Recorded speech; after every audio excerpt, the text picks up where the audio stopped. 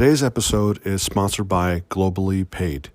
Globally Paid is a service that integrates payment acceptance into any software to help businesses scale faster and without friction.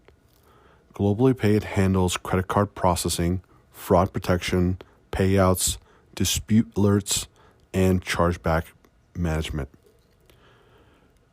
And Globally Paid is all about great relationships, global payments, custom tech. Everything begins and flows with compliance. For more information, visit globallypaid.com.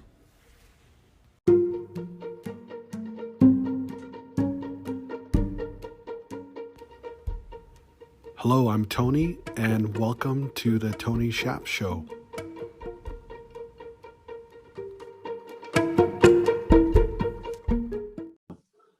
Well, hello, everybody. Welcome back. This week, I have Derek with us.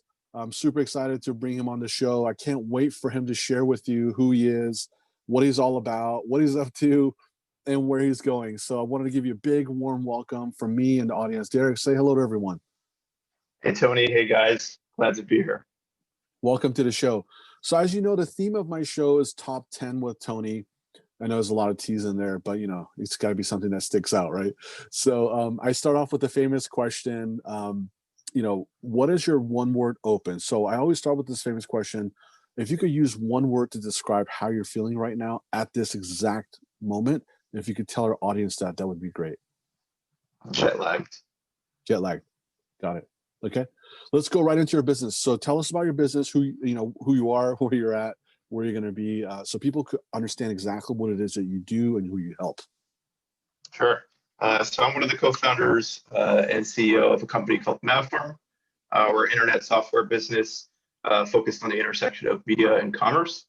So we help businesses like fashion brands, retailers, media publishers, and the brand's ambassadors create and share social video that's also shoppable video.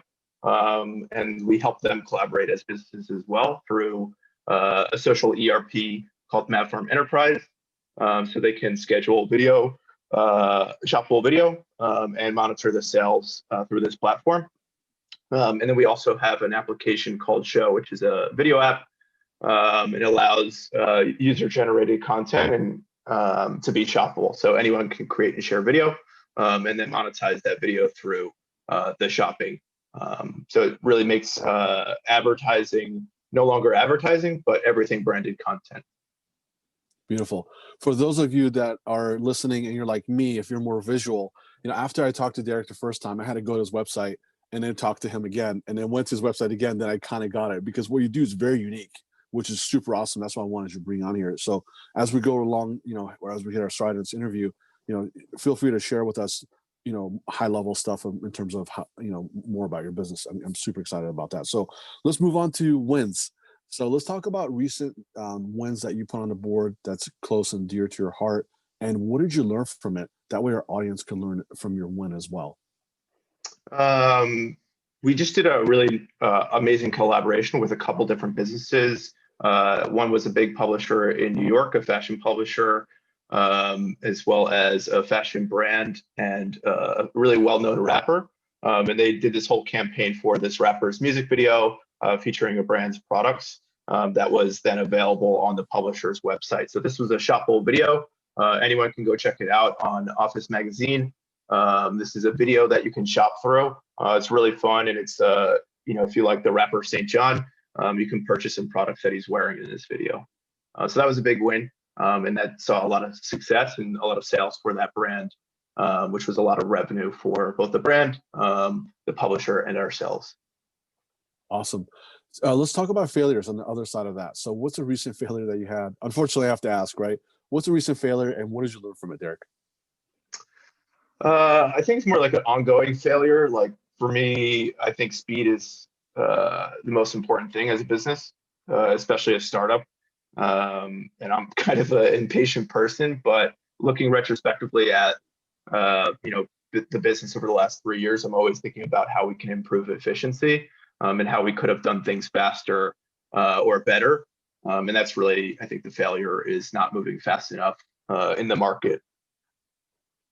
I'm so glad you said that. I know a lot of people have DM me and they're always asking about being impatient, right? And not having enough patience. And I think the best thing I could use, and I'm so glad you brought that up, is um, people go to get a doctor's degree, med school. It could take them 10 years, and then they get their license to start practicing medicine, generally speaking. And and then us entrepreneurs in business, like we want things like right away, like ASAP, and we're so impatient. We want to get things done, but you got to be patient, right? You got to have like a 5-year plan and all that good stuff. So let's move on to business expenses. Can you share with us your biggest business expense that you have as of today? Yeah. Our biggest and our best investment is definitely payroll.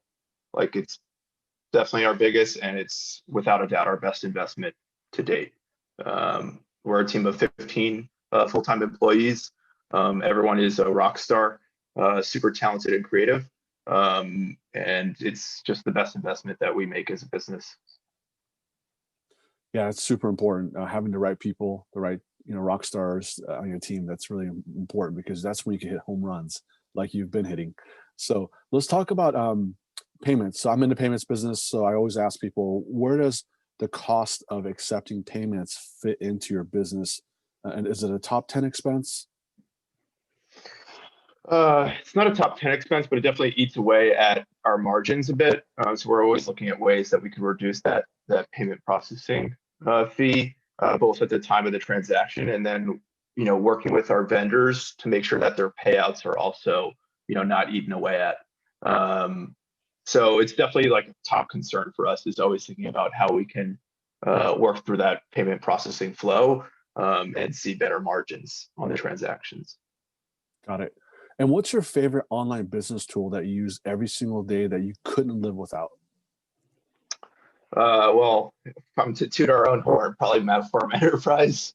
But if I can't choose my own company's products, I think Slack is great. We're a remote and distributed team, so it's been amazingly advantageous to us to build company culture, obviously for real-time communication. So I would say Slack. Excellent. And what's your best resources for getting new clients? uh, Word of mouth. So Mav Farm Enterprise, which is our business tool, is kind of a social network in itself. So businesses can collaborate with one another. So a lot of what they do is they invite other businesses to collaborate with in their product or media initiatives. And that's the best way that we've gotten new customers is just through that referral or invite. Excellent. Now, if you were in my shoes, Derek, what's one question that I should be asking you that I haven't asked? What is that, you think? I think how to manage a remote and distributed team. I think a lot of companies are dealing with that right now and thinking into next year as potentially, this pandemic looms. How do you foster company culture in a remote and distributed team? How do you remain efficient? And I don't think there's a one size fits all answer. So you really have to think long and hard about, what's best for your company in the future, what type of company you are. Like us being a software company is a lot different than, you know, uh, an old like sales company where you really need people. You need people together. For us, I think we've worked really well being remote and distributed, given that most of us are engineers. But yeah, I think it depends on the company, and I think that's a question that probably a lot of business leaders are thinking about today. That's really powerful. And thanks for bringing that forth. I think it'll give a lot of value to our listeners that are, that are going to be great leader like you in the future. But, and then the ones that are already leaders, sometimes, they're humming along, they're hitting the stride and their organization, they're hitting their KPIs, they're crushing it, but then they forget, that aspect of things. And I'm so glad you brought that up. So as we're coming to a close, tell our listeners how they could connect with you online and all that good stuff.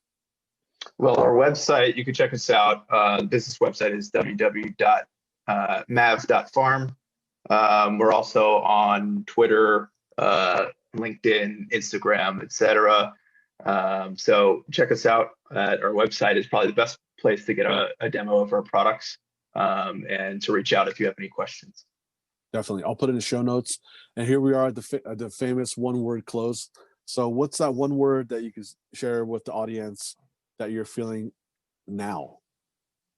Feel excited. Excited. Love it. Well, Derek, thank you very much for coming on to the show. I really appreciated your time, and thank you for the value that you provided to us. I think it's going to be some key gems that we're going to learn from this. And like I said, people who are stepping into leadership and launching their company, or trying to scale the business, or the ones that are already doing well, they're 7-8 figures. It's good for them to hear from someone like yourself to kind of bring things back and really be grounded and be able to push forward and do some remarkable things like you've been doing. So again, thank you very much, and can't wait to have you on here in the future. Thanks, Tony. My pleasure.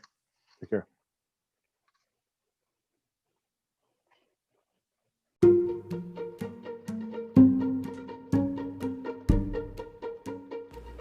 And there you go. I hope you enjoyed it, and great to have you, and thanks for listening. And don't forget to subscribe and stay tuned for the next episode. Till next time, onwards and upwards.